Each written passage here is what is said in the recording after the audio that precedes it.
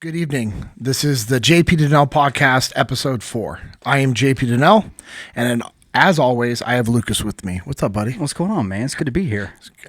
It is going to be a good evening. I'm excited about this. You've been talking to me about this episode for a few days. I'm pumped. I know. Let's go. All right. As iron sharpens iron, so one person sharpens another. Proverbs 27:17.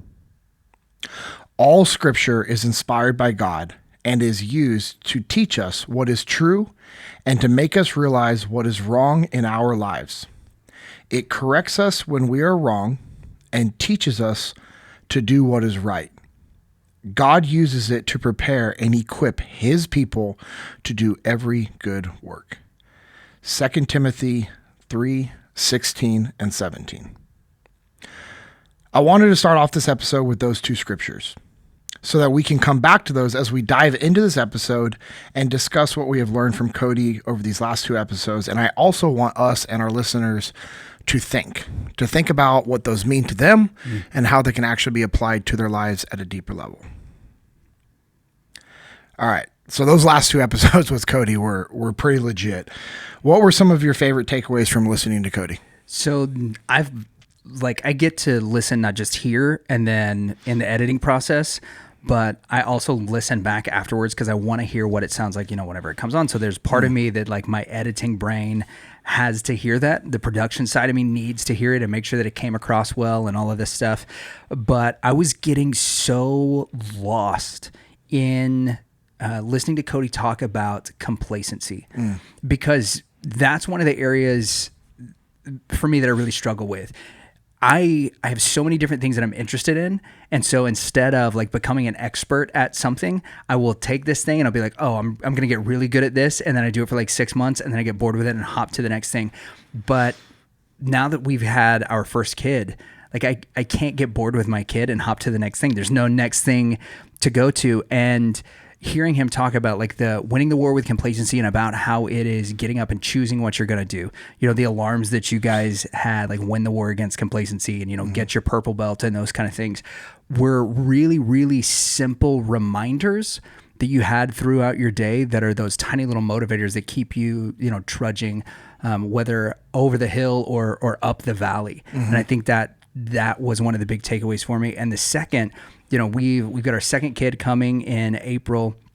Hearing from another parent who's has 4 kids that are under 5, we want 4 under 5. Yeah. That was really cool. But listening to his story about his daughter, right when she fell from those bleachers that, I hadn't heard that story until he told it on the podcast. I had no idea he was going to share that. My heart totally sank whenever he's going through the motions of that helpless feeling, because Levi was in the NICU for 2 months. So he was born 9 weeks early. We spent almost 60 days in the NICU with him, and there were these moments where you felt totally helpless. But we were surrounded by doctors, and he's in the little aquarium so that everything's being monitored and all of that. I can't imagine what that was like, but the superpower of detachment, of, thinking about calling Danny so that he can make sure that he knew what to do, holding her, looking, using the medical training you get from the Marines to make sure he's, checking her head for bleeding and all of those things. You can't do that if you're panicking. No. And that's one of those lessons that you can practice those things. Yeah. Right. So our kid's learning to walk. If we don't, jump and panic whenever he falls, neither does he. Yeah. Right. That calm is contagious thing that Cody said. And so that's one of the things that Kirsten and I took away that we've been working on, right? Because Levi will fall and he'll go and bump his head or on something. And we want to be oh my gosh, are you okay? Are you okay? And we've taken that practice and started using it even with our 13-month-old, because he'll look to us to see what we're doing. And if both of us are looking at him, we're like, hey, you good? Then he just laughs it off. Yeah. Right. And I'm hoping that happens, whenever he starts playing linebacker and becomes mom and dad's retirement plan, that he just just remembers those things. Right. Yeah. That's awesome. Of course I'm going to screw it up, but we had a saying in the SEAL teams, master of everything expert of nothing. Yeah. You know, because you're just like in the SEAL teams, we're really good at a lot of things, but rarely guys become like an absolute expert at one of those things. Maybe I'm mixing up the words on that, but it's the premise is like that Renaissance man kind of thing. Yeah. Which is, hey, you know what? I'll take that over nothing because we need more men and women like that living their lives intentionally and trying to better who they are and pursue like that pursuit of perfection and excellence, you know, achieving the excellence through that pursuit of perfection. And here's the deal. If you're trying to perfect something, it has to be your solo focus. It has to be. You know, one of the things that I always think about whenever I hear Cody speak, and you know, you've watched his social media, is he's very intentional with life. Yep. Very intentional with his life. And, you know, obviously there's a lot of other instructors on our team that do the same thing. And I will say most of us are good. I will say Cody's great at that. Cody is great at being very intentional with all of his time and his focus, and as a husband and as a father. And another one of my good buddies who I hope we'll have him on the podcast one day, my buddy Sal Frisella, he is very good at that, like very, very good at being very intentional with all these things. And it's, you know, things that, you know, like just having Cody on the podcast helped me remember of like, hey, I need to be more intentional with these things. You know, I know we've talked about that on our Jesus and Jiu-Jitsu podcast. And, you know, one of the things I was thinking about after these few episodes, you know, if there's even if it's just you and your wife, which I know there's more than just you and your wife, but if it was only you and your wife that were able to get those takeaways, like you said you had, and start applying them to your lives and be more intentional and, you know, and be able to do that as parents and as a married couple, that's a win. That's literally, see, I look at it as like, okay, hey, the amount of time that you and I are going to invest into this podcast over the next however many years and decades, right? Decades, you know, God willing. People being able to learn and hear these little lessons from our guests or from the things that you and I experience in life, if they can take them and apply them, then it's worth it. It makes it all worth it, because I know your wife's on board with what we're doing. My wife's on board with it. I mean, you know, had she to made turn me dinner tonight. She did. Yeah, she made you dinner. So good. It was amazing. Thank you, Amanda. You're an angel. And that's the other thing is like my wife is so intentional with serving, you know, others and doing thoughtful things like that, knowing that, hey, we're recording literally in the middle of dinner time with our families. And I know someone's probably listening like, well, you're countering what you just said, being intentional with your family. Well, it was also that we had to be intentional with our time, because this is a spot that allowed you and I to do it. We had the muster this week, which this episode drops on Friday. We'll be at the muster, and, you know, it's just our time is limited. And here's the thing, like you and I aren't doing this during a time that's going to ruin anything in our marriage or with our family, you know? And so I would say for Cody, I always get intentional, but I'll share some of the things that I got from him. You know, one of mine that Cody mentioned that him and I talk about a lot is a mindset of we don't rise to the occasion, we rise to the level of our training. Now, for a long time, I, like many other people, have said, we don't rise to the occasion. We fall to the level of our training. While I understand what they mean by that, I personally think that is wrong. Here's why I think this. We are not living life above what we have trained to perform at. No one is living at above that level. We might be briefly living at that level we have prepared for and trained for, but likely that is not the case for most people. Now, some people can maintain that level, but from what I have seen and experienced, it's mostly for a brief moment. Most of us are not intentional with living and performing at a full potential. And remember that, quote, full potential is only obtained by the level at which we train. But let's be real. How often do we get close to what our actual full potential really is? I want you to actually think about that. At Echelon Front, we teach that in the SEAL teams, our training philosophy was we must train brutally and without mercy so that we can fight brutally and without mercy. Now, I know that might seem extreme to most of the people that are listening, but that mindset is driven from the fact that we like to win. It is critical that we win at what we do in the SEAL teams. And while you listening may not be in the SEAL teams, I might have a few SEAL team brothers listening. I'm not sure, hopefully. But for those of us that are not in the SEAL teams, we also must win in all aspects of our life. You have to win as a spouse, as a parent, as a business owner, as a business partner, as a leader within your organization, and we also must win as an employee and as just a regular member of the team. Win the fight, no matter what. You know, I had a t-shirt apparel company that I still have it, right? It's coming back up. You know, Josh and I with On the Path Printing are going to be printing again, called Never Settle. And one of the shirts that I have designed was Win the Fight. And it's crazy the amount of people that just loved that shirt. That's just what it said was just win the fight. The amount of people that love to buy that shirt is just because it's a reminder, like, hey, no matter what's going on in your life, like, win the fight. And as you and I have discussed about this multiple times offline, and we've talked about it on the Jesus and Jiu-Jitsu podcast, and I just talked about it on Jocko's podcast that I was back on.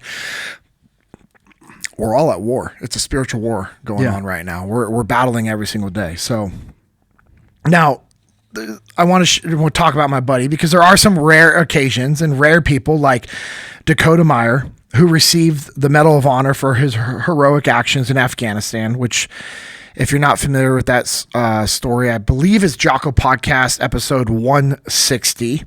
It's absolutely incredible. His book is just absolutely insane. Dakota rose to the occasion and was able to do unheard of things that are just absolutely, it's a rarity, things that you can't actually train for. And I got episode 115 and 277. Oh, okay. I'm sorry. So episode 115. Do you want to cut that back? We'll just let it roll. All right, there you go. Cool. Show the transparency of the podcast. Yeah.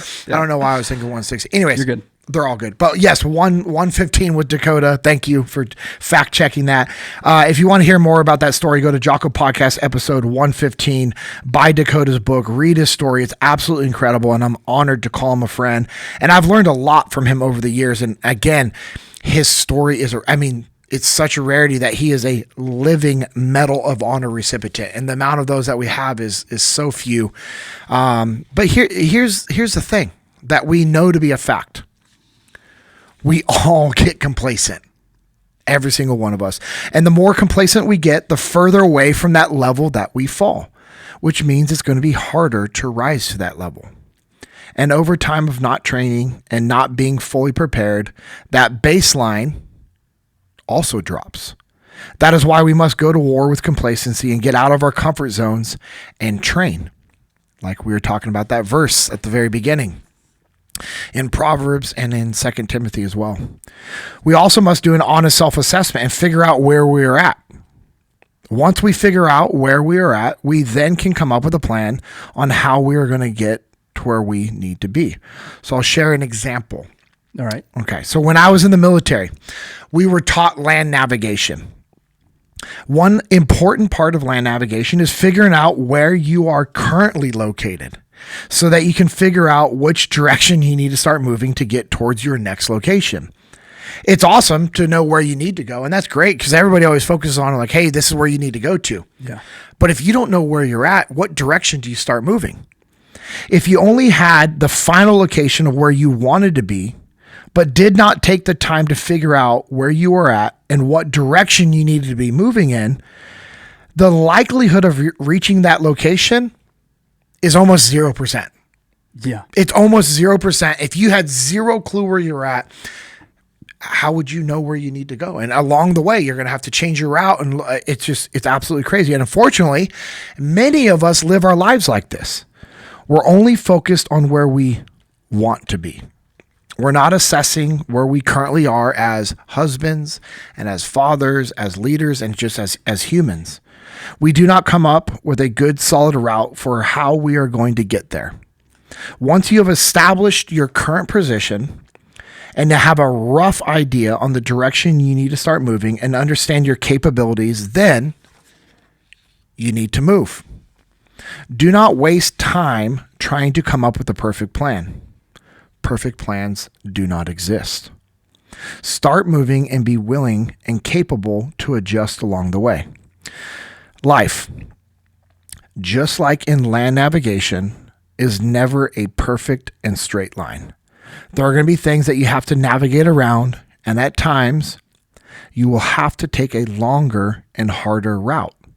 It's part of the journey, and it's part of why most people do not want to go and make it happen. So, with land navigation, terrain navigation, so you know where you're at. Okay, hey, you figure it out. You're looking at your map. You have your compass. You're getting some different bearings. And you're like, okay, hey, I'm facing this ridge line, and you shoot your bearing on your compass. This is old school. Like, you don't have a GPS that just gives you your grid location. Siri's not telling you where you are. No. We didn't have that. We didn't have the nice Garmin watch that I have right now, where it gives you your exact location. You have like a topographical map, which is a terrain map. The lines on the map. You learn how to read those lines, and as you look at that, you can look around and be like, oh, these lines shaped this way indicate a valley, or like the different peaks of a ridge line. So you're looking, and you're like, okay, that's a ridge line with three distinct little ups and downs. So you look at your map, you're like, oh, okay, that's where that is. And so you take your compass and you shoot your bearing, and you're like, okay, that's where I'm at. And so you'll figure that one out, and then you're looking around, and they call it triangulate. You want at least three spots is ideal. And then you're looking at another feature, and you're like, okay, that's there. And you look at that, and then you find another one like kind of opposite of where you're at. I mean, you don't have to be, but it's a little bit better sometimes. And so you get these three different features that you can identify on the map, and you shoot your bearing towards those. And then you reverse it and you draw it out on the map. You have a little compass tool, and you have I can't remember what it's called, but it's an actual plastic tool that you'd use on the map, and you draw your lines and you figure it out. And then where those three lines intersect, guess what? That's where you're at. So you have to do a very honest assessment. Like, you can't just make up like, hey, I think there's a ridge line over there. That doesn't happen. But how many people do that in life? Oh, no doubt. Like, all the time, because discipline is rooted in the truth that we tell ourselves. We lie to ourselves. We lie about what we see. We lie about what's happening in our life. And we're not honest with what the actual bearing is in front of us. Like, what terrain features are around us, what's actually happening in our lives. And because people aren't honest with themselves, they don't get an actual honest assessment. They don't have an actual location of where they're at. And so we would do that in land navigation. And you would do that to figure out where you're at. And then it's like, cool, this is where I'm at. Okay, now here's the grid coordinates to where I need to be. And then you look on the map, and then you use that little tool again. It's going to drive me crazy. I don't know the tool, but it's okay. If I had it in front of me, I know how to use it. I just don't know what it's called. It's like the story of most of my life in the SEAL teams. Yeah. Anyways. If it's in your pack, you know where it is, right? As long as it's in the rucksack. Yes, I'll figure it out. And so, and then I said, okay, cool. And then I get that bearing, and I know I need to head in that direction.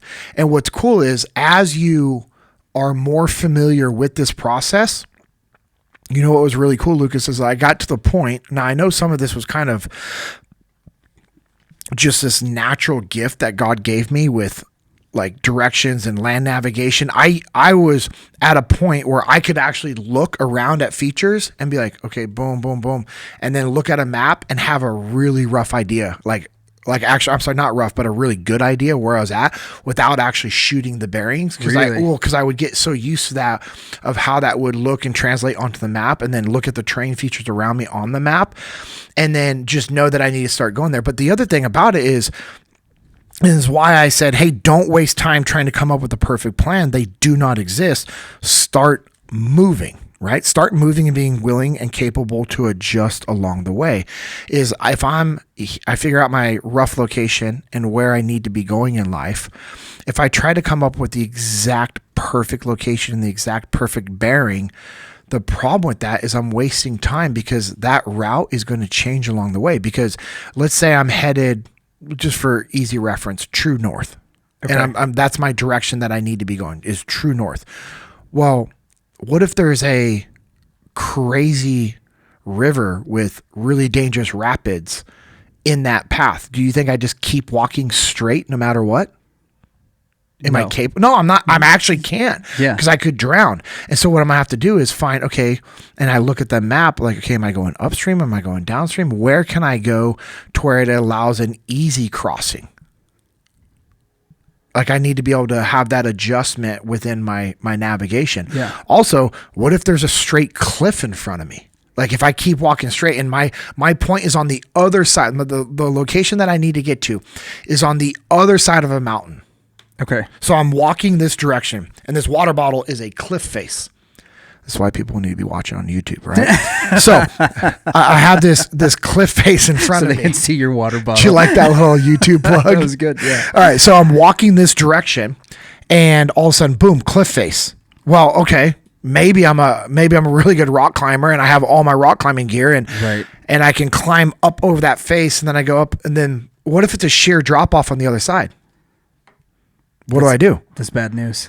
Maybe I rappel. Maybe I have a base pack. These starts to get crazy. Right. Yeah. But instead, if I'm like, okay, that's where I need to go, but I look at the map and like this face goes down and it's a feature that I can actually walk over instead of just going straight and going, no, this is the direction, this is the direction, this is the direction I got to go. It's like, no, I'm going to adjust my bearing. Mm-hmm. I'm going to go to the left or the right of that major obstacle and I'm going to go around it. And while it's not the shortest distance, it's way faster. Yeah. Because climbing that rock face might take me 12 to 16 hours. But if I go around it, it's 2.5 hours. Yeah. It's like you used to work construction, right? Yes. So did you ever find yourself in one of those situations? And we've done this in some of the houses that we've helped rebuild, like on mission trips and stuff. Yes. Where we're rebuilding a wall and we've framed the door in. And people just keep walking in and out of the door, even though you can pass back and forth between the studs because there's no wall there. Yep. And so people are fighting. Yep. Yeah, they're fighting the door in the jam, and we haven't got it all set yet. Mm-hmm. And you finally look at them, and you're like, "Hey, man, just come over here so that we can fix this." Yep. Right. That's the same type of thing. Is that it's super simple if you're paying attention to what's going on. Yep. Yeah. Yeah. It's crazy, but that is what happens. That's what actually most of us do in life all the time. Yeah. And there needs to have this this awareness. That's the biggest thing is we have to have this awareness of, okay, hey, where are we at right now? Where do we want to go? And one of the things I said earlier is desire and capabilities. Desire and capabilities are two different things. I have the desire to go do a lot of things, but am I capable? And that's why we have to do that honest self-assessment of like, hey, what are our capabilities as an individual and as a human? Where can we go and what can we actually get done with that? Like the gear that I have, am I capable of doing do I have enough water and food to go from point A to point B? If point A to point B is 15 days of nonstop walking, and that's the thing that we have to think about. And that's the mistake that a lot of people don't make. I'm sorry, that's the mistake that a lot of people make because they don't take the time to think about, okay, hey, I want to start this business, or hey, I want to pursue this relationship, or hey, I want to have kids, or hey, I want to branch off and open up a new franchise and we're going to diversify our business. Everyone has a lot of really good ideas, but people don't take the time to do an honest self-assessment of, hey, am I capable of doing these things? Yeah. And then, so you understand, where are you at? Are you capable? Okay, what's the next thing? Like, how do we need to move forward? What's the direction that we need to move? And, and so that's one of the things that I took from Cody. And I know we kind of went down some rabbit holes, but that's the purpose of this, is to open up some different talking points and rabbit holes. But, the big thing was like training, and that's why I wanted us, to start off with, Proverbs 27:17, as iron sharpens iron, so one person sharpens another. Who are you surrounding yourself with? It's a really important thing for us to be thinking about, is like, do you have the right people? Like, do you have the right team? And again, it doesn't have to be perfect. You don't have to have this big elaborate team. I mean, think about it. When Jocko and Leif started Echelon Front, it was Jocko and Leif. It was just the two of them. That's all they needed. But they had an understanding. They knew where they were at. They knew what they're capable of. They knew what their outcome of what they wanted to do. But what's crazy is even with what Jocko and Leigh first started off with, we are so much farther ahead of what their initial vision was. Yeah. Of, okay, hey, we're here, point A to point B. I mean, we're at point F, right? I mean, we're like so far down. Like you got point A to point B, and then point B to C, and then D to E, and E to, like we're a few points past where they started. And we're continuing to go down and branch out and grow and continue to expand. But at the beginning, they understood that they had a good relationship. They had a good common understanding of what they wanted to get and where they were wanting to go. Yeah. And they trusted each other. And they also understood that they were both equally yoked, which is important. Dude, that's huge. Which I know we could probably open that up if we wanted to. Oh man, that's the whole huge can to open up and to get after, especially when you're talking about like partnerships, not just in business or in friendships, but in marriage and all of that stuff, man. That's a huge, like knowing who it is that you're partnered with, making sure that you're not just mission and vision are aligned, but that you're aligned on a heart level. Yes. Because if one of you becomes really compassionate and the other one is very stoic, you can learn to balance one another out, or that can be the area of conflict in your company that causes the downfall. We actually had a friend who kind of experienced some of that, like he started a sales team and the heart that he had to reach out to people and to be compassionate and to give really kind of divided him and his business partner. And the other guy wasn't like a total Scrooge, but he was also like, no, if that's what you want to do, like that's fine, but we're not using the company's money for that. You can use your money to do all the philanthropy. And then eventually he goes, look, I'm getting kind of a bad rap because I'm not doing this with the people in the company. So here's a proposition. I would like to buy you out because what you're doing is great, but it's making me look bad in our company, and I have a different vision for what we're going to do. And that's what happened. Wow. It's wild, man, how that unequally yoked thing can just be so divisive. And if you're not aligned, like on a heart level, and I know that sounds a little like, I don't know, fluffy, when you're talking about business and those kind of things, but it's a really important thing for people to be able to do. I think that's, like you said, really important for people to have to be able to sit and think about. Do you have anything to kind of based off of what we talked about with Cody or what I said to add to the Proverbs or Timothy scripture or just general thoughts?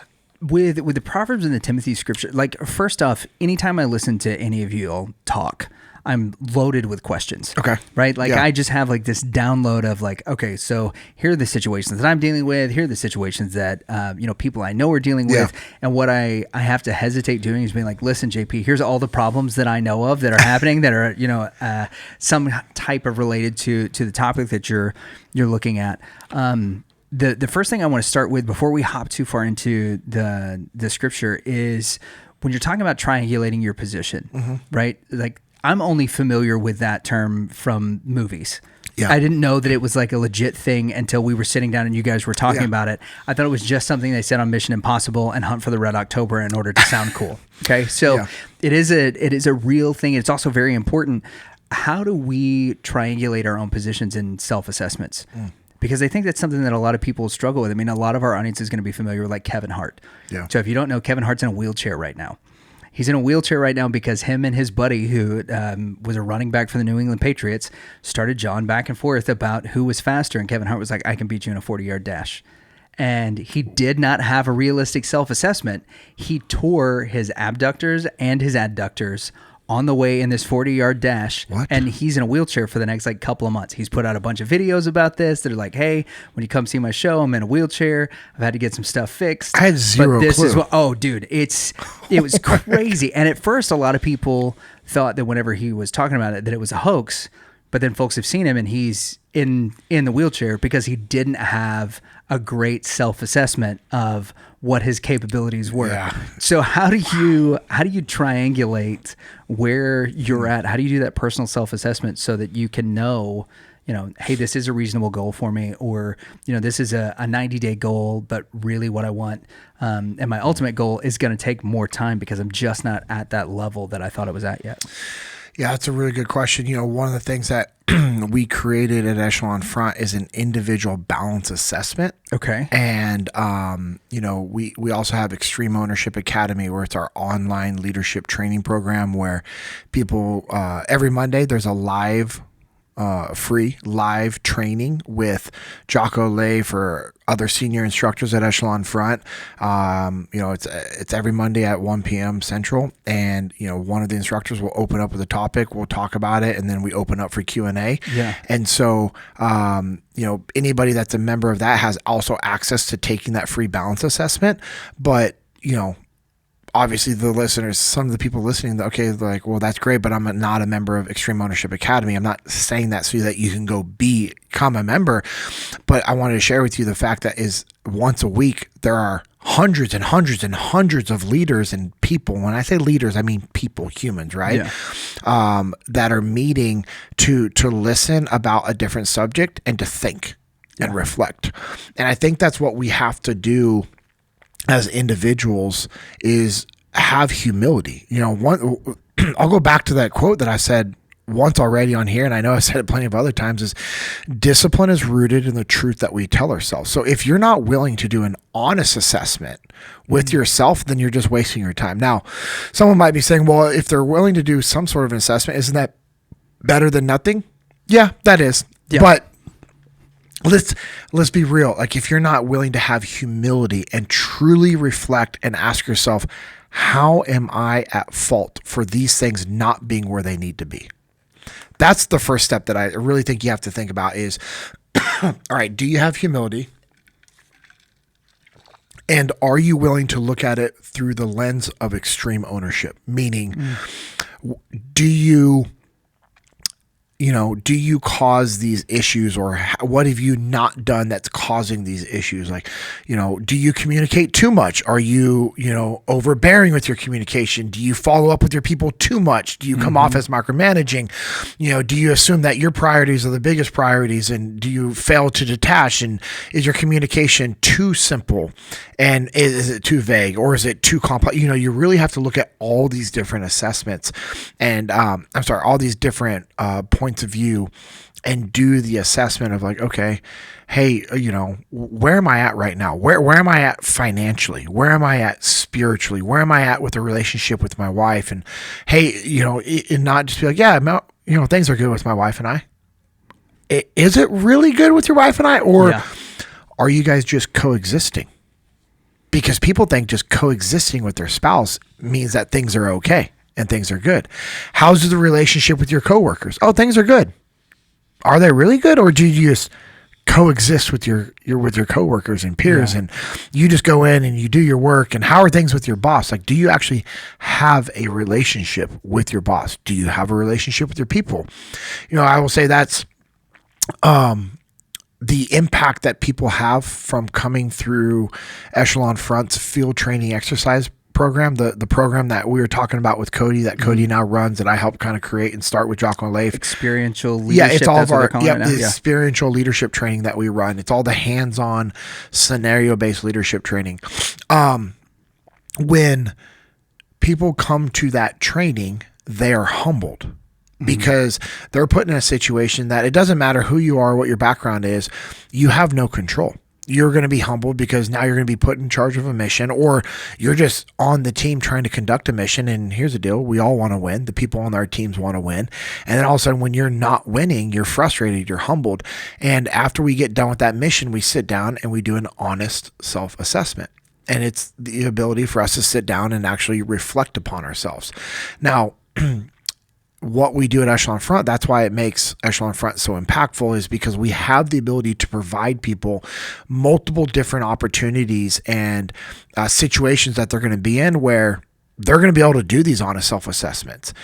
Okay, most people aren't going to be able to come to an FTX or come to the muster that we have this week, or, hire Echelon Front to come out to us. Okay, so where do you start? Well, you start by being honest with yourself and sitting down and addressing, okay, hey, where are you at right now, and where do you want to be?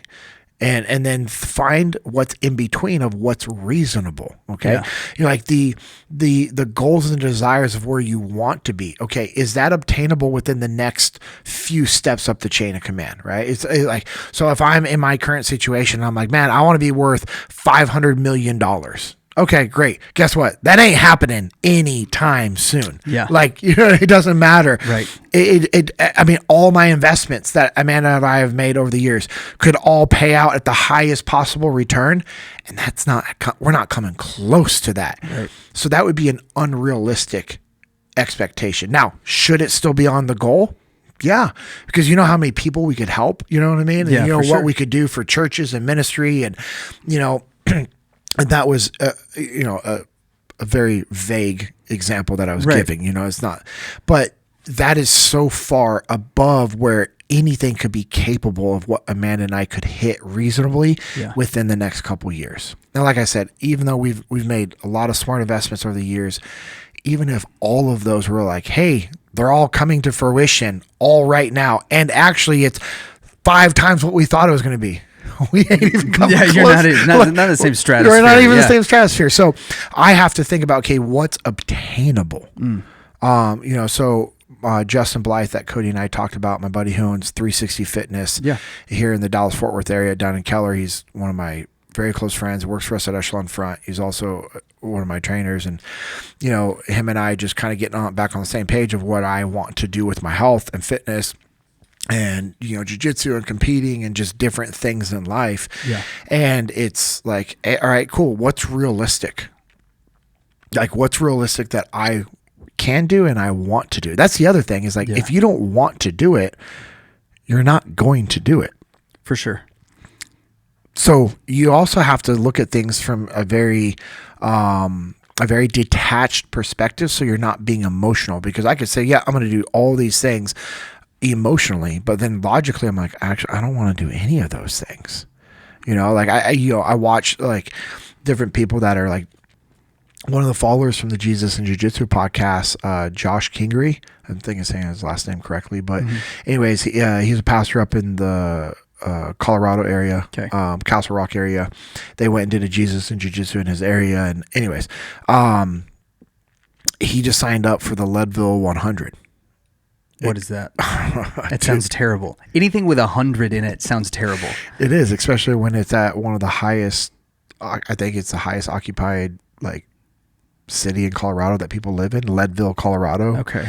I might be getting those facts wrong. Like, if, you know, correct us in the comments, please. Yeah, for sure. Yeah, let us know. But anyways, it's a 100-mile race that you have to complete within 24 hours, I believe. Or maybe it's 30 hours, something like that. We can look it up. But anyways, he signed up for it, and I'm like, and I know about that race, and I'm like, bro, that's no joke. And I made a comment. I'm like, dude, that's awesome. I'm like proud of you for like signing up for a lot. Like, only, I want to say like 28 or 30% of the people that sign up for it actually finish it. No doubt. Yeah, it's a 100-mile race in some of the highest altitudes of Colorado. And anyways, but I'm like watching. I'm having an asthma attack just like thinking about it, dude. But I was like watching his Instagram stories, and then, you know, I saw, you know, and then I saw his post about it, and I'm like, dude, that's awesome. So I started doing a little due diligence and research on it, and reminding me of what it was like. And dude, I'm not gonna lie, I was like, this would be awesome to do. Like, that would be cool. That would be something that would really push me. And then I really had to like think about, I mean, this wasn't like 5 seconds of thought. Like, bro, I spent a couple hours like going into like, okay, the training and what would it be? You know, I asked him, I'm like, hey, what do you, he's like, I hired a coach. Like, he's hiring a coach that has all these programs that, you know, you have to follow and all this stuff. And I'm like, okay, Justin and I could do that. Like, I know Justin can program it. Like, he's trained athletes to do these types of things. And then I'm like, I don't have the desire to run that much every single week. Yep. And that's what would be required for me to even be competitive, to show up, not even complete, like just to show up and be able to do that and not be a complete embarrassment. The amount of miles I would have to put in every single week, I was like, I don't want to do that. Yeah. So I think I'm able to come to that conclusion and be able to honestly have that conversation with myself and think about it, because of what I teach at Echelon Front is, hey, you have to do an honest self-assessment. Right. And desire and capabilities are two different things. And you also have to be honest with the desires that you have. Yeah. You have to be logical with these things. And a lot of people don't take the time to logically think. They don't take time to think. And that's one of the things I started off with was, hey, I want us to think about these scriptures, because I know what Cody was talking about was training in regards to your physical capabilities. Sure. But also, like, as we talked with Cody more and I talked with Cody, it's also like, we have to be thinking about what are our spiritual capabilities. Yeah. And as I was driving over here, I was thinking about, I was finishing up making some tweaks to these, and I was just thinking as I was headed over here, because I was like, man, I'm excited to do these again. I love these episodes, and you and I being able to talk and dive into different rabbit holes is one of the things for me that was aware on the spiritual side where I was lacking this was, I went to Pursuit in February of 2022. So, a year and a half ago, I went to that Pursuit event. And, and then afterwards I was like, yeah, I definitely want to help the ministry. I want to serve. I want to be on the serve team.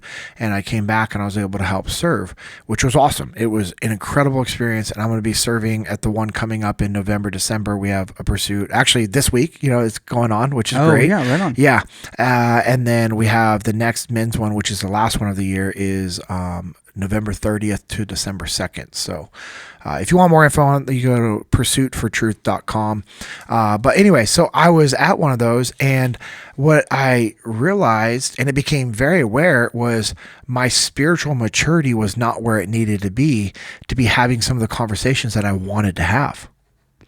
And it wasn't like a negative thing. I wasn't like hindering anybody from the event. I didn't screw anything up.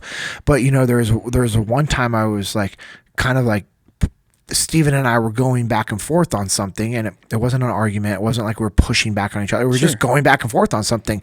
And I thank goodness, quickly realized like, oh, I'm lacking the spiritual maturity to see this from the lens that I should be seeing this at. Yeah. Steven has been so much more intentional with his walk with the Lord for so many more years ahead of me, because I'd gotten off the path. Now I had a great relationship with God, and I know the power of prayer, and just being baptized and baptized in the Holy Spirit, and having that the relationship with God and understanding the power of the Holy Spirit, and and never straying away and from God and in regards to my belief, but my walk, I definitely unfortunately had gotten off the path and was, living a life that I shouldn't have been living. And, anyway, so I realized like, oh, my spiritual maturity is not where it should be and where it needs to be. And for me, that was like it made me like really, upset with myself, not in a negative way, but just more of like, man, like, if you would have been living your life so much more intentionally with diving into the Word and reading the Word and studying the Word, like there's a difference between reading the Word and studying the Word. Oh, man. And as you know, as a pastor, like people can read the Bible, but if they're not intentional with their time with the Lord and studying, like they're not going to get what they need. And that's one of the things that I need to do a better job of this year and moving forward, and I say this year, I mean, the next 12 months, is I really, really want to improve that aspect of my life. And so that's what I also got from like when we were, talking with Cody, and as I've reflected over that. And that's why I also, Proverbs 27:17 sticks out to me, because I love that verse. And it's so cool. Yeah, it is. Bo Nichols, a UFC fighter. Mm-hmm. I met him at Origin Immersion Camp. Nice. And he has a company called 2717. Mm-hmm. And it's based off of that verse. 27:17. And it's cool. His product. It's like it's like a lotion that you put on for like injuries or soreness, and it helps. Nice. Dude, it works. Really? Yes, it's awesome. So anyways, I met him at immersion camp, and it was really cool. He's a man of faith. And so Proverbs 27:17, like you said, it's just cool. Yeah. But then as I was thinking more about it, I was doing a little more research, and that's why 2 Timothy 3:16 through 17 stood out to me. It's just because it's the reminder of all scripture is inspired by God and is useful to teach us what is true and to make us realize what is wrong in our lives. Again, to make us realize what is wrong in our lives. And Yeah. so having that awareness, and to me, that's like that training of like, hey, this is what we do and this is what we don't do. It's very simple in the SEAL teams. Hey, we do things a certain way and we don't do things a certain way for specific reasons. And then as the scripture goes on, it corrects us when we are wrong and teaches us to do what is right. Well, what are we supposed to be doing as leaders? We correct the people on our team. Hey, this is how we do things. This is what we don't do. This is the right way. This is the wrong way. And as parents, what do we do with our kids? We correct them. As a pastor, what do you do? Shepherd. Yeah, but that's it. But which is a lot of correction, right? Yeah, but there's that element to it, like with our kids and with our friends and Yeah. with our business partners and even with our subordinates. And I love your philosophy about this is that you don't yell. Well, you shouldn't. Right? No, Yeah, that you're failing. Like that the way that you correct is by helping people realize, by asking the Seeing it indirect themselves. questions. Yes. Which I like that whole idea of asking indirect questions. Just it was so unsettling to me the very first time that I heard you talk about it, because I want to just be like, you're wrong. This is how you're wrong. And here's my plan for you to fix it. If you just do this, then you're fine. But then they have no ownership in it. They don't. And I like how you said, and I said, as you as a pastor, what do you do? And you say shepherd. Well, what do shepherds do? They guide, right? They guide with making small little adjustments. Correct? If you're shepherding animals and herding animals and shepherding humans, it's all the same thing. That's where the phrase comes from. Absolutely. Okay. Yeah. And so it corrects us when we're wrong. It teaches us what to do is right. You're making those small adjustments. And then as the scripture goes on to say, God uses it to prepare and equip his people to do every good work. And I think about what my grandmother, sorry, I was able to see my grandmother a few weeks ago when I was back in California, and I just think about what an amazing woman of God she is, and how just incredible and sweet she is. And I'm going to send you the pictures that I took with her, and if you're watching on YouTube, we'll have them pop up at this moment so you can just see this angel. She's a woman of God, who every morning prays over our family. From an early moment of when I was a kid, just seeing her just pray over all of our kids and over the family and all the grandkids, and it's just amazing. And she would take us on walks as kids and have us, recite the different books of the Bible. And her whole thing was, okay, understand the books of the Bible is great, but then also the verses. And then she would help us understand and learn different verses. And the purpose of that was where it's like, hey, if you have something going on in your life, refer back to the Bible. The Bible is the answer. This is what, like, whatever you have going on in your life. And if you don't know the Bible, then you're not going to know where to find those answers. Right. And, and now it might take some time. And now what's the crazy thing is with the tools and the technology we have, I mean, I could go into Google and say, I could type any question and then add in the Bible. Right. And it's going to give me some references, and it's going to give me multiple scriptures. That's what I did to get these verses. Like I knew Proverbs 27:17 is what I wanted, but I mean, I'm being honest and transparent. It's like, I didn't have 2 Timothy 3:16 through 17 memorized and in my heart like I should have. Right. Now I'm going to be more intentional and think about that, but God uses it to prepare and equip his people to do every good work. So when we have this knowledge and we understand how to use the knowledge, because remember, knowledge isn't power. The application of knowledge is power. You can have all the knowledge in the world. It doesn't make you powerful. Like, you have to understand how to use it. And I know we've talked about that on different episodes with Jesus and Jiu-Jitsu. I know Jocko and I have talked about it before. Yeah.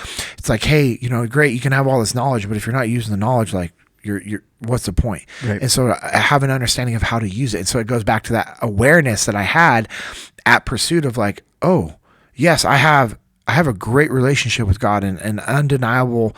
I've felt his presence and the power of God in my life. However, man, I'm missing the wisdom that the Bible has given me because I haven't been intentional with it. And so I think as husbands and as wives, as men and women, we need to be intentional with instilling these things into our life.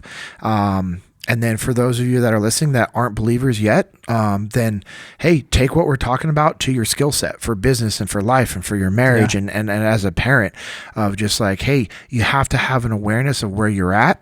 Think about where you want to be. Okay. And then where do you want to be? Is it obtainable? Again, desire and capabilities are two different things. Yep.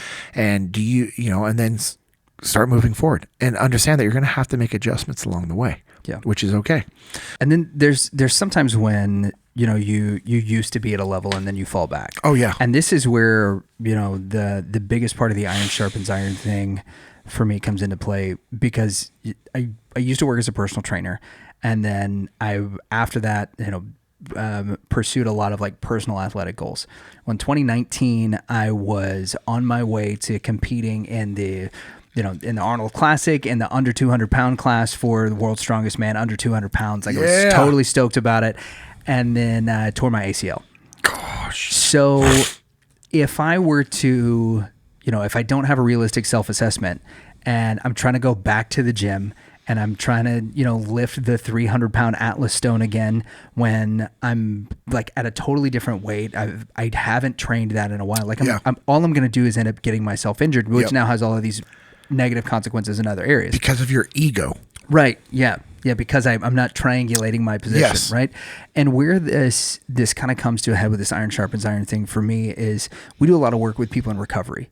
Okay. And when we're helping people with recovery addiction, like they go to step studies. And this is one of the things that I recommend to so many people that are not struggling or haven't struggled with any kind of addiction. They're like, what do you think I need to do to help me get on the path and figure these things out? And I'm like, man, you need to just, whether you get involved with a group or whether you just look at the 12 steps, you need to figure it out, because there's two things in the 12 steps that I think have a tremendous impact. And the first is that you have to surrender to a higher power. Mm-hmm. And then the second is that you have to make a fearless and searching moral inventory.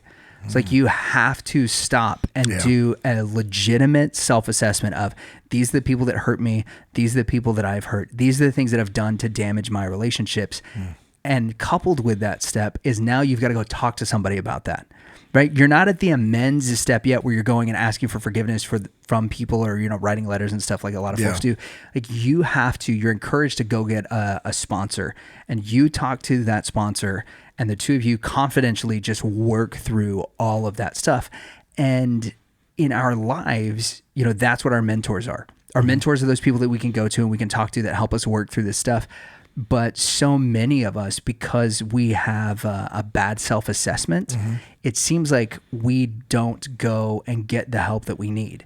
Yeah. So my next question to you is like, all right, I've started to do my self-assessment. I'm triangulating, and I realize like I'm not going to be this $500 million guy in the next 6 months. But in the next 6 months, I think I can, pay off a credit card. Yeah, right. Like that's it. Like I'm going to be able to pay off a credit card. Then it'll raise my credit score. It's going to, my wife and I will be able to get the car that we need to keep our kids safe. Like all of that stuff starts to happen, right? So I've done that realistic self-assessment. How do I find somebody to help mentor me to take me to the next level? That's a good question. I've been asked this question before, and man, I'll just be honest. Like I'm going to answer it and I like it, but man, this is going to sound really bad. Man, how do I say this the right way? Don't worry about it. For those of you that are seeking mentors, be realistic to see if you even have a relationship with them first. Ooh. Okay? Yeah. Because there's a lot of people that can mentor you. There's a lot of people that have the ability to mentor you. But if you don't have a relationship with them, what's in it for them? Yeah. To be blunt and honest, for sure. Because it's going to take time away from their family, their business. For them to mentor you, there has to be something in it for them. Yeah. Now, I know someone's listening to this and be like, well, then that, they're going to look at that in a negative manner. And that's not because that person's selfish or greedy or not a good person. Right. That's the realities of life. Yeah. Now, you and I have a great relationship. If you were to be like, hey, JP, I need help with something, and I'm super busy, guess what I'm going to do? I'm going to find a way to help you. Yeah. Literally, I will find a way to help you, or I will facilitate you getting the help you needed, whether I'm actually there or not. Right. If it's like, hey, I got to call our buddy Ian Hamilton, who I know he listens to this podcast. And if I called Ian and it was like, hey, my buddy Lucas needs some help. can I pay you to come up and help him out for the next 2 days because I can't do it, but I want to help you. I physically can't help you, but you know what I do have access to? I have access to friends that will help me just because I have a good relationship with them. If I said, hey, Ian, I need you to come help Lucas. Hey, what can I pay? Can I hire you for the next 2 days to come up and help Lucas get this big job done? And guess what Ian's going to say? No problem. Yeah. So you have to understand, do you have the relationship? Right. And so when people are seeking out mentors, you have to look, do you have the relationship?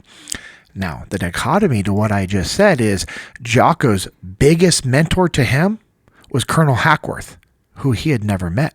Right. He did that by reading his books. Yeah. This is the About Face book, right? Yeah, the 900-page book, About Face. Mine comes in tomorrow. Oh, yes. Yep. Yeah, my copy gets here tomorrow. Yeah, you're going to love it. Yeah. It's a fascinating book. Everything I've heard about it is that. It is fascinating, which we could dive into on another time. But, sure. I'm just thinking about so with the access that we have to technology, to podcasts, to books, to social media pages, to just all these things that people have is like, hey, go read a book, listen to a podcast, connect with somebody on social media, connect with somebody in your church, your community, somebody at work. The other cool thing is like, okay, let's just say you work for a big company. There are people that are at that company that have knowledge and experience that you don't have, that have been there for 10, 15, 20 years that you could go to. And think about it. If you went to them with the mindset, the humble mindset of saying, hey, Lucas, I know you've been working here for the last 15 years. I know your time is very valuable. I'm trying to improve my skill set within this craft that I know you have a lot of experience with. Would you mind helping me out once a week? Like, would you mind if I, had you as my mentor to help out with these skill sets and these crafts that I have? Well, here's the thing. How does that benefit Lucas? Well, you and I work at the same company. And if you can teach me to do things, guess what I can do? I can take things off your plate, which actually helps you as a leader be more strategic. Absolutely. And so we have to look at these things through this detached, broad perspective of like, okay, how does it help me? How does it help the people around me?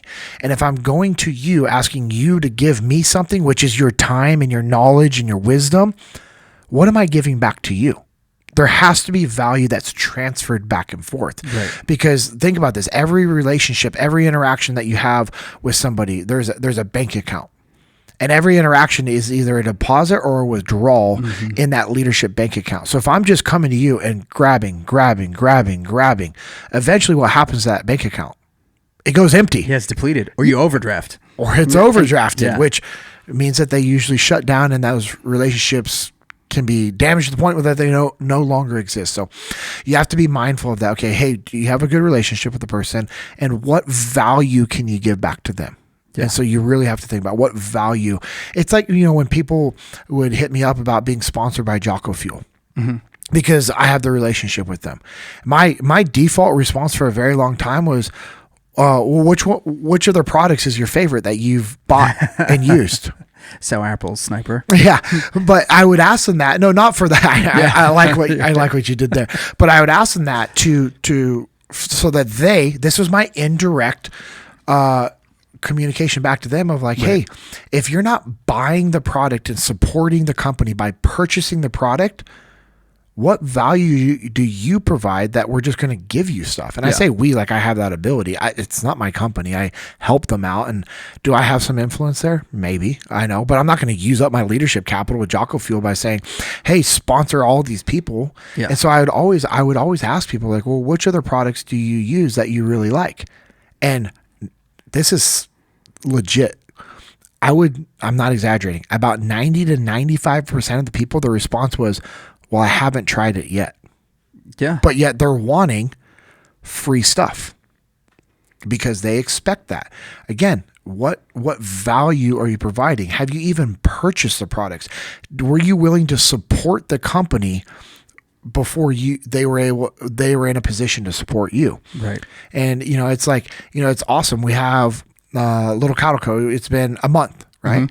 And I don't even know. I personally haven't had anybody ask me for a discount code. Right. Not one person has. Now everyone's like wanting to support and buying. Like I haven't had one person say, "Hey, do you And here's the deal: if somebody were to ask me that, it would be someone that I would be like, "Yep," because it's probably it'd be somebody that, okay, I probably have that really good relationship with. Right. But I haven't had anybody go, "Hey, hey, can you hook me up with a discount?" Because people know that they should be supporting those businesses, you know? And, I've also had some like of my friends, like, "Hey man, I'm not able to buy any beef yet, but hey, next month, like I'm going to be able to buy it." And it's like, cool, awesome. And again, it's that back and forth relationship that people provide. And so in regards to the whole mentorship thing, there's so many forms of that right now between podcasts and books and social media and just in consuming content. Right. You know why most people don't want to do that? Because it's harder. Oh yeah. It's a lot harder for you to go read a book, evaluate a book, and apply it to your life. Because what most people want is they just want that direct approach. They want to hire somebody and then that person just to tell them exactly what to do. Yeah. The problem with that is that's not sustainable. Right. Because you're not teaching people how to think. And that's why you have good coaches like Jocko and Leif and the other instructors at Echelon Front. When we're working with people, we're teaching them how to think. We're not coming into your company saying, "Hey, switch this, this, and this, and make these changes." We don't do that. Yeah. Other consulting companies do that, and that's cool. Other coaches will come in and be like, "Hey, you do this, this, and this." And you're just like, "All right, cool. I'm going to do this, this, and this." But what happens when you can't afford that coach anymore? And you can't afford that mastermind group anymore? Well, then you're SOL. Because you go back. So out of luck. Yes, so out of luck. Yeah, that's exactly. So out of luck. I'm going to start using that. Because you go back to those old habits because those old habits were there the whole time. You never created new habits by being taught how to think and what to think. And you weren't actually being coached. You're just being told what to do. You're being micromanaged. You weren't actually being coached. Yeah. And that's, we talked about that a little bit with Cody, is that we are, by disseminating this information, we're helping people to change their habits and their traits, right? Yep. Habits and tendencies. Yeah. Habits and tendencies, right? So there's a lot of that doesn't fall within the character. But, as you were talking about the relationship, like you could call this guy and he would come and help me out. Yeah. That's kind of how we ended up here. Yes. Right? Like if 100%. if we're tracing it back, like if it's not for Seth Stone, yeah, like you and I aren't here right now. Like Nope. we likely never meet. Nope. At all. If it's not for, your buddy reaching out to Jocko and saying, "Hey, listen, JP needs some help." Yeah.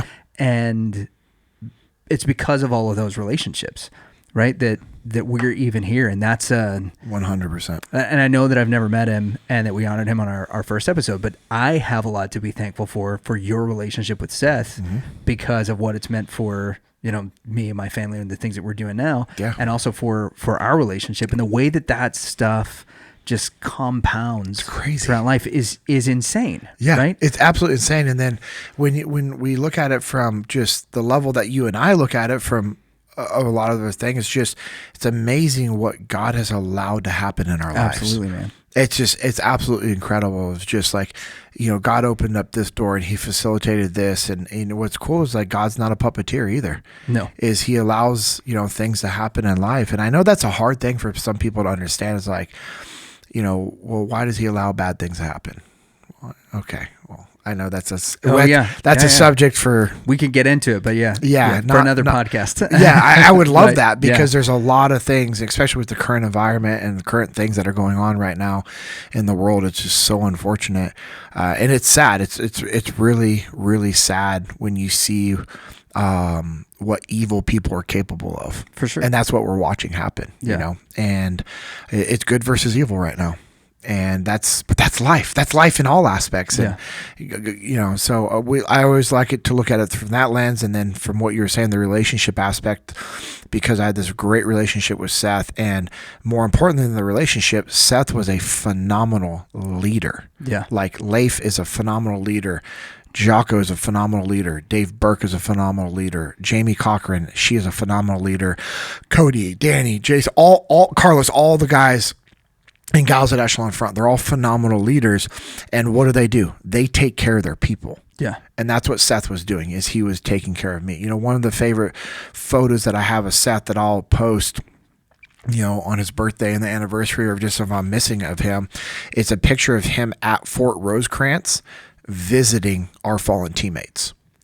And he was so intentional with doing that. And he would reach out and just say, hey man, I'm proud of you. And hey, I heard, things are going great at Echelon Front. I heard all the stuff that you do. Like, I just want to let you know that I'm proud of you. And you're just like, man, I don't even work for you anymore. I haven't worked for you forever. Yet he's still, and that's what good leaders do. And like, I know we've talked about it before, but being a leader has nothing to do with your title. So if you're listening to this podcast, and you're like, well, I'm not in a leadership position. When we say leader, we mean human, because your title doesn't make you a leader. Yeah. And so that's, again, another subject for another time, but just some things to think about. And is there anything else you want to add to those scriptures? Because I know you have some questions, and I've gotten some questions on social media, and that's the other thing is, hey, if you guys have questions that you want us to do, like some Q&A sessions, on our Instagram posts that we make, if you guys just want to, I guess, fill out the questions on those posts, and then we'll grab them from there. And then we're working on the whole email thing too.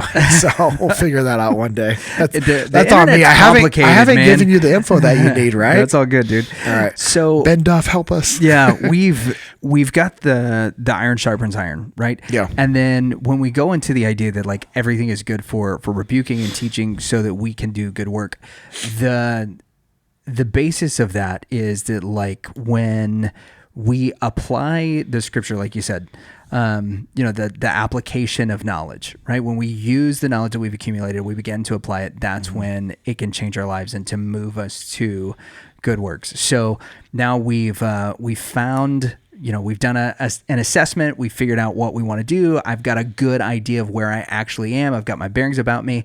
I've found somebody that I have a good relationship with. I've got that iron sharpens iron relationship. Yeah. Now I've got somebody that's speaking truth into my life. Now I got to apply it. Mm-hmm. Right. So the obstacles in application means that like now I actually have to do the workout. Like now I have to do the hard part of it. Because then talking about the philosophy of it and talking about the changes that I have to make is one thing, implementing them is something else. How do I, and we'll go back to the thing that we were looking at before, how do I keep my ego in check enough to be able to accept the correction, to accept the rebuke, and to apply it to my life so that I can reach the goals that I want, do the good works that were set before me to do? Jocko is working with a young leader. And this guy was super smart, very smart, really good at almost everything that he did, but he had some issues. Yeah. He was just having some relationship problems. And so I don't actually know the whole story. I don't even know who this guy was. But I know like the premise. Right. And I've used this point of what I'm about to say multiple times since then. If you're so smart, why aren't you winning? If you're so good, why aren't you winning? Yeah. And we have to ask ourselves that. Like somebody's listening and they're struggling, they're working through some stuff, and they're a very smart, intelligent person. Okay, if you're so smart, why aren't you winning? Again, what does winning look like? You have to understand that. But if you're having friction in your marriage, are you winning? No. If you don't have a great relationship with your kids, are you winning? No. If you don't have financial freedom, this isn't the $500,000 in your bank account, but financial freedom, meaning you have financial freedom. You can't take a friend out to lunch. Yeah. Right. Yeah. If you're at the point, if you're so smart, why aren't you winning? And so you have to really I think that's what we have to do an assessment of all those different things of if you're so smart, if you're so good, if things are that great, why aren't you winning? And that's the question that we have to ask ourselves to put ourselves in a humble position of saying, oh, you know what? Like, I had a buddy one time who was frustrated with his health, and I was like, dude, he's a pretty big dude, jacked. I mean, whatever, wasn't like ripped and shredded, but he was frustrated. And I'm like, all right, what's the deal? He goes, I can't conceal carry comfortably. I can't appendix carry because my stomach's gotten too big. And I was like, oh, Okay. For him, that was enough of a frustration for him to get back on the path of eating good and working out. What does winning look like? That's for him. That's a win. That was a win. And so somebody else is listening to this is like, what are you talking about? That's crazy. I don't even carry a gun. Okay. What does winning look like for you? Yeah. If you can't take your friend out to lunch, you need to be a little more disciplined with your finances. And this is not me judging at all or throwing anything your way, because trust me, if you've listened to any of my podcasts on Jocko's podcast, you know where I was at 7 years ago. And I think that's why why you can speak to it is because you've been there. Well, I hope so. As I was getting ready to come here, I was looking at the hat from Marco's Pizza that's sitting in my closet. That reminds me, 6.5 years ago, I was delivering pizzas to make ends meet for my family. So when I say that with conviction, it's from conviction of a place where I've been there and of love for you, because I remember I had to come back from work one night and I was working at Echelon Front and I was still delivering pizzas to make ends meet. And I was still doing all those things because at the beginning it was work here and there. People weren't calling Echelon Front to book JP Dinnell. It was Jocko and Leif. And if they weren't available or they couldn't afford them, then I was the other option. So there wasn't a lot of work. It wasn't the volume that of my life now. Bro, 6 years ago, you'd be like, hey, JP, let's go do this. I'm like, cool, I got the time. Let's go do it. You want us to go hang out for 5 days straight? I got that free time, homie. Now I'm like, all right, we have 37 minutes. We've got to be done here is when I'm getting a call. Yeah. But I've been in those spots in those positions, and I remember coming home from work one night and just sitting there going, man, I gotta get this stuff together. Yeah, I have this opportunity in front of me right now that is unlike anything else, and I am wasting it. And I didn't want to let the opportunity of Echelon Front waste away. Right. Because I'd done that in other things in life. Okay. Everybody that's listening, except for a few of the people at Echelon Front, they don't have the opportunity of Echelon Front. I get it. So how does that apply to you? You know what you have? You have time. Mm-hmm. You're alive. You're breathing oxygen. You can go do something. You can do something. And we allow that complacency to creep in. We allow those lies to creep into our lives, and we believe them. And it's easier for us to keep doing what we're doing versus to do an honest assessment and ask ourselves, okay, what does winning look like? If I'm so smart, why am I not winning in these different areas of my life? And then that forces us to go get to work. And for me, when I look at it from okay, hey, getting back into lifting or whatever I want to do with jiu-jitsu or some new sport, or not new sport but new physical endeavor, right? Something I want to do. It's okay, I understand what I need to do, but I've been humbled enough times in life that I know if I go and get under the squat rack and put 375 on right now and go try to do that cold, I'm blowing out my knees, I'm tearing something. If Steven and I, we're going to do a leg workout. I think it might happen tonight. It might happen tomorrow.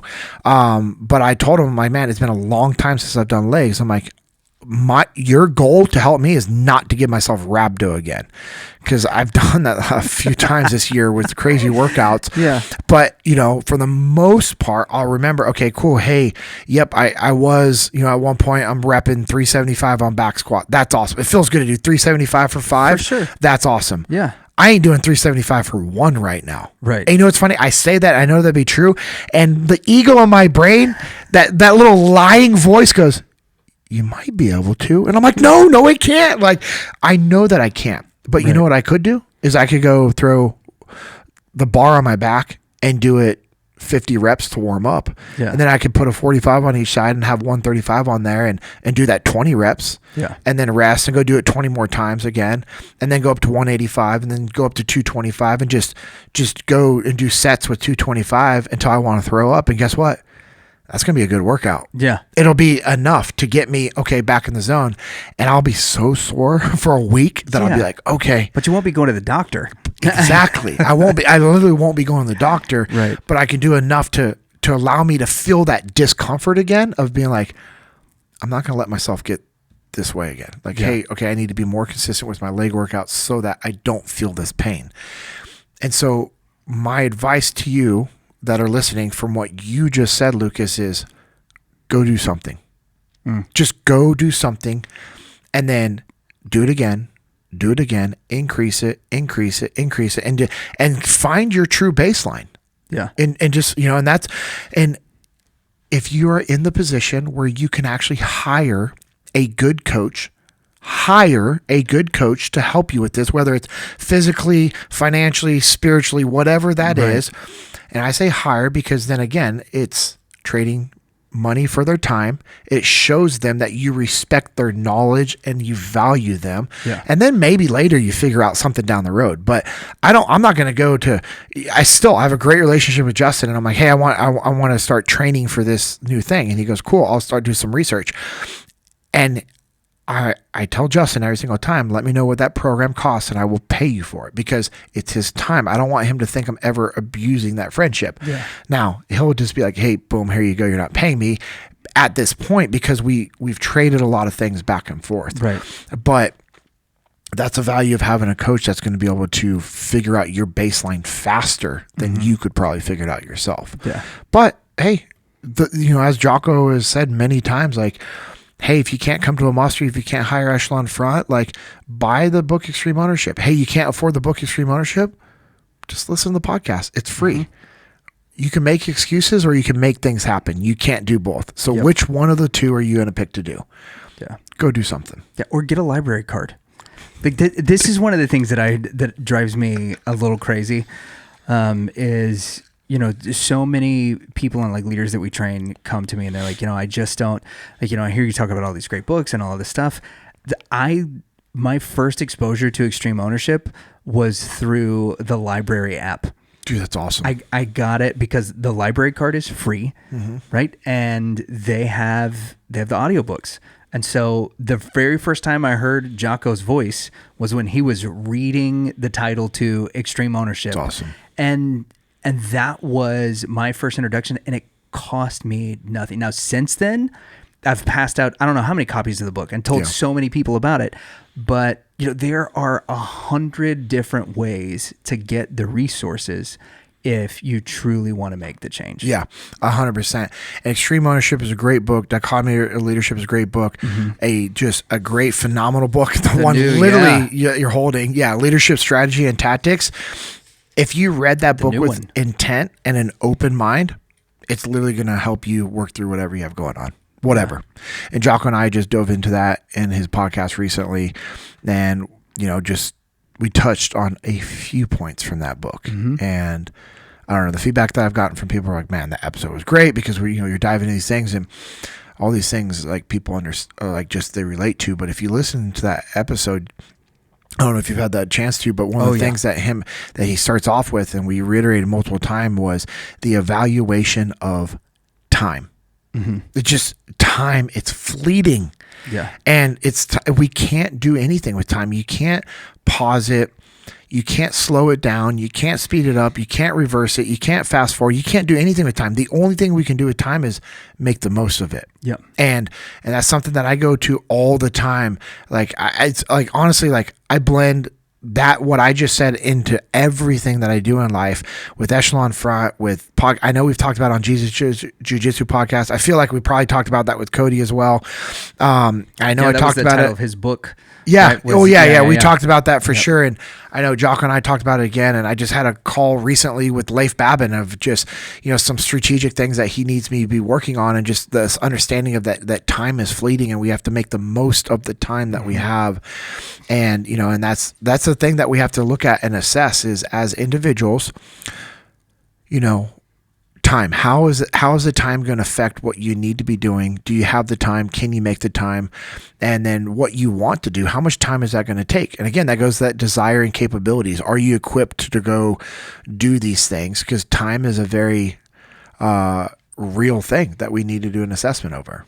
Yeah, it's not a renewable resource. No. And one of the verses that I love is Ephesians 5:16. And what it says is making the most of every opportunity, making the most of your time, because the days are evil. And, that is kind of all of the stuff that we talked about it. We have the opportunity to be good. We have the opportunity to be light in the world, to be those pieces of iron that sharpen others, but only when we do good, meaningful assessments, only when we're humble enough to hear and to accept rebukes, and only when we're ready to make the best use of our time. I love it. Yeah, dig it, man. Any other questions that you have or that you've gotten from social media, right? Or anything? Like there is so much that I always want to ask you every time we get together. And I think that, the fount of information that this is going to become is just super encouraging to me. When we did dabble a little bit into our social media stuff, one of the things that a lot of people want to know from my end, right? So people that aren't familiar with you, they're not familiar with Jocko, they're not familiar with Echelon Front, that have seen the podcast because they're friends of mine in podcast production, or from the church world, are there direct applications of military SOPs, right, to daily life, not just to business? They get that there can be applications to business, right? Are there direct applications to like our daily and our personal lives? 100%. I mean, you're talking about like, are there? I know the easy answer, SOPs, right? But standard operating procedures, right. Meaning, hey, this is how we do things a Right. certain way. 100%. I have SOPs for when I go to the grocery store because I know that Danny Ziem calls it my TBI brain. Yeah. He goes, I'm not mad at you. I just blame your TBI brain. Like if I'll forget to follow up with something or get back to him. Yeah. But like I know that if I have a conversation with my wife and she's like, hey, I need you to get this, this, and this, I'm not going to remember those things. Yeah. So I'll put them down in the notes on my phone, or my wife will text me exactly what she wants me to get. And then what I do is I take that text, I copy it, I paste it, I put it in the notes of my phone. And then as I get those things and put it into the cart, I put a little check mark next to it in the notes of my phone. I don't delete it. I keep it in there so that I can also, I do all the check marks, and then I verify at the end, boom, what I have. That's one of my SOPs, to make sure that I'm getting all the things that I need to get.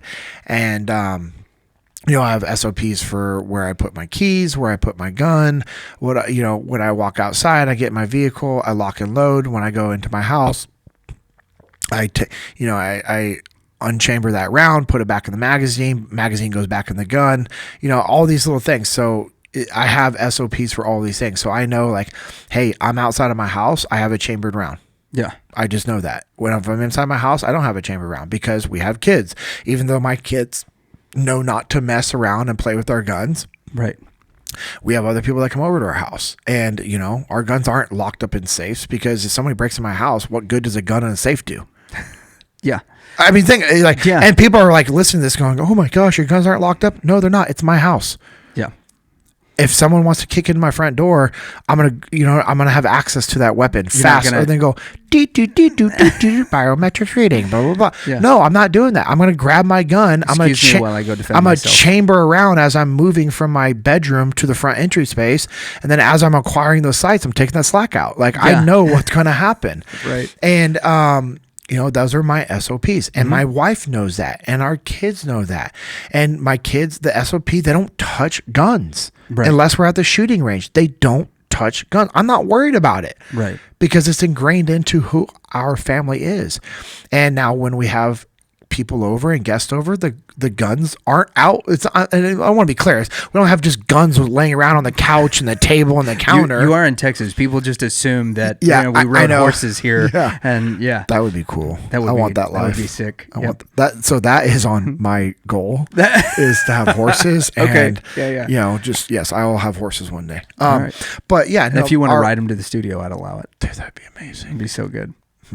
I'll put a little post out there. Well, that's when we have we just have a bunch of acres, and this studio is on our little compound. I'm so ready. That we're meeting on ATVs or horseback. That would be amazing. That'd be awesome. After we get done with the shooting range for the day.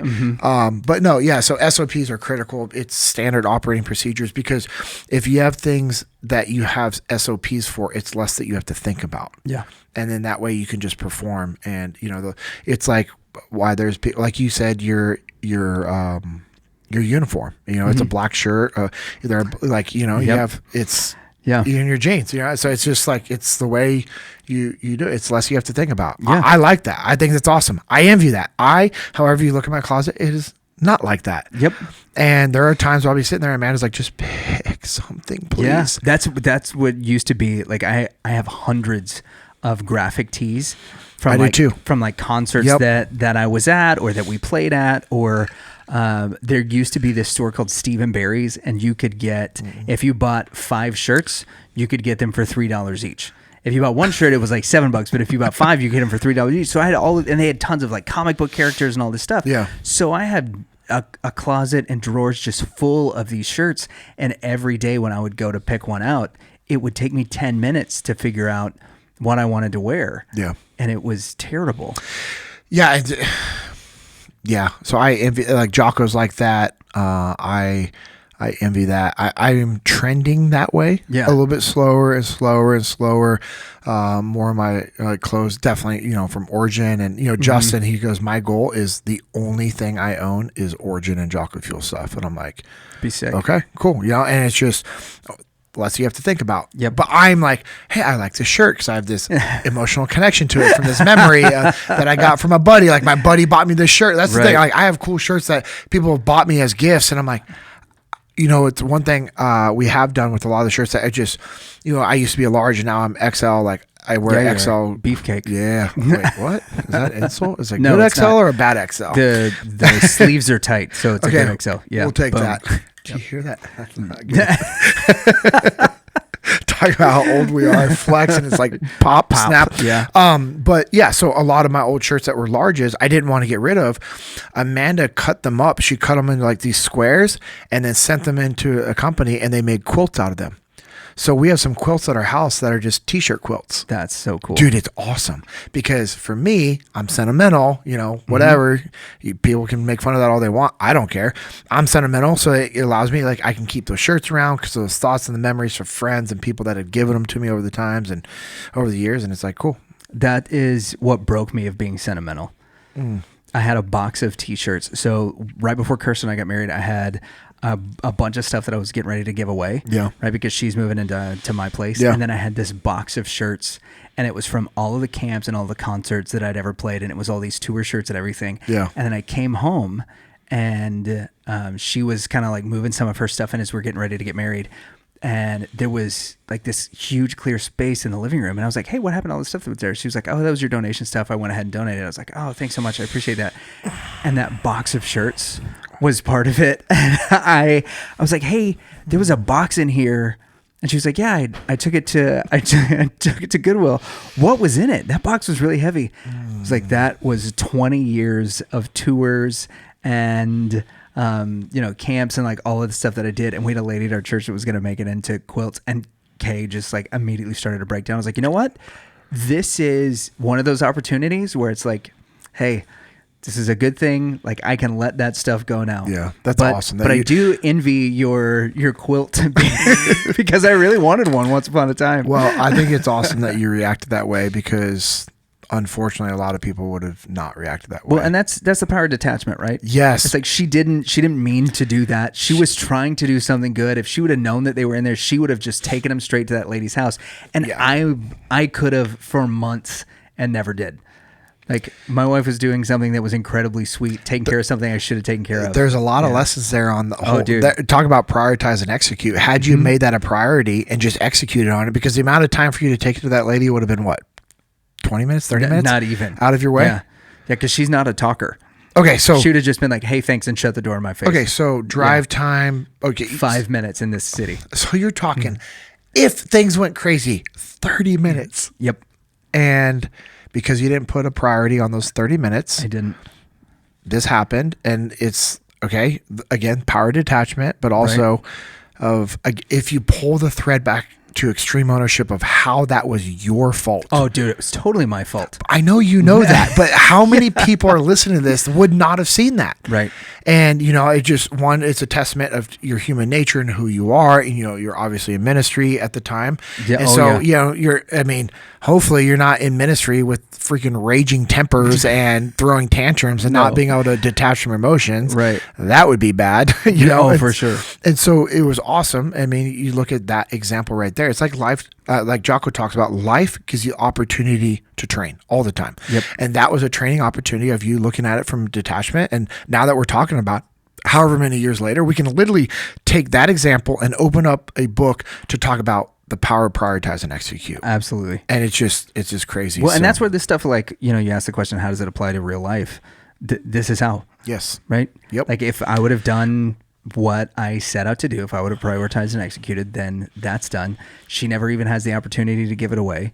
And, now it has, my failure in that area has now become like a joke with us, to where, like, now whenever I told that story, she would get a little sad about it. And now she's like, well, the truth is I opened up the box, there were some ugly shirts in there and it wasn't going to stay in the house forever. And so now it's become a joke, and she's got a great sense of humor about it. That's but awesome. it's ultimately, you're right. It was my bad.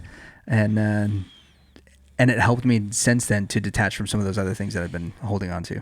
And you really think about it. I mean, big scheme, it's just t-shirts. Yeah. Who cares?